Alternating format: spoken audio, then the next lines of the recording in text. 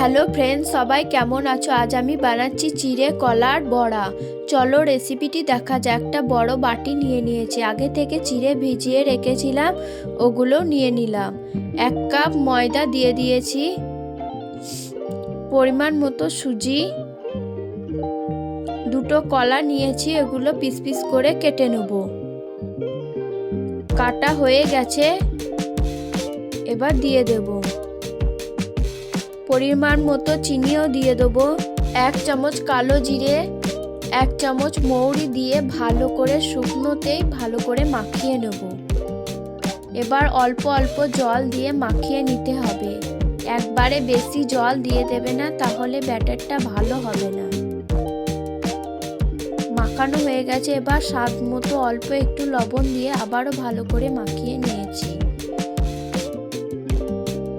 আমার মাখানো হয়ে গেছে। এবার গ্যাস জ্বালিয়ে কড়াই বসিয়ে তেল দিয়ে দেবো। তেল ভালো মতো গরম হয়ে গেছে। ঠিক এরকম ভাবে ছোট ছোট করে দিয়ে দেবো। সবগুলো ঠিক একই রকম ভাবে দিয়ে দিতে হবে। এবার উল্টে পাল্টে লাল লাল করে ভেজে নেব। গ্যাসটা একটু মিডিয়ামে দিয়ে ভাজতে হবে। খেয়াল রাখতে হবে বেশি ভাজা যেন না হয়। ভাজা হয়ে গেছে, এবার তুলে নেব। ঠিক এরকম ভাবে ভেজে নেবে। ভাজা হয়ে গেছে, কত সুন্দর হয়েছে দেখো। চলো একটি ভেঙে দেখাই।